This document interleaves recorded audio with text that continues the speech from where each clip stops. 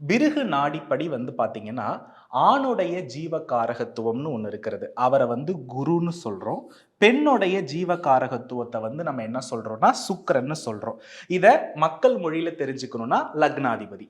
லக்னாதிபதி என்பது தன்னுடைய எண்ணம், தன்னுடைய தேடல் இதெல்லாம் குறிக்கும். அதே போல 7ஆம் அதிபதி அப்படின்றது பொதுவா தனக்கு வரக்கூடிய கணவன் அல்லது மனைவி, தாம்பத்தியம் இதை குறிக்கிறது. அப்போ இந்த ஜீவகாரகத்துவத்தோடு ராகுவோ அல்லது கேதுவோ அல்லது பெண் ஜீவகாரகத்துவத்தோடு ராகுவோ கேதுவோ இருந்தால் இதுதாம்மா நாகதோஷம். ஓகேவா? அப்ப நல்லா ஒரு விஷயத்தை புரிஞ்சுக்கணும். ஒரு ஆண் அப்படின்னு எடுத்துக்கிட்டீங்கன்னா, ஆண் ஜாதகத்துல யாரை மெயினா பார்க்கணும்? ராகு கேது தோஷத்துக்கு குருவோடு எக்காரணத்தை முன்னிட்டும் ராகு கேது தொடர்பாகி இருக்கக்கூடாது. சுக்கிரனோடு எக்காரணத்தை முன்னிட்டும் ராகு கேது என்னாகி இருக்கக்கூடாது? தொடர்பாகி இருக்கக்கூடாது. ஒரு பெண் ஜாதகத்தை எடுத்துக்கிட்டீங்கன்னா, சுக்கிரனோடு ராகு கேது தொடர்பாகி இருக்கக்கூடாது.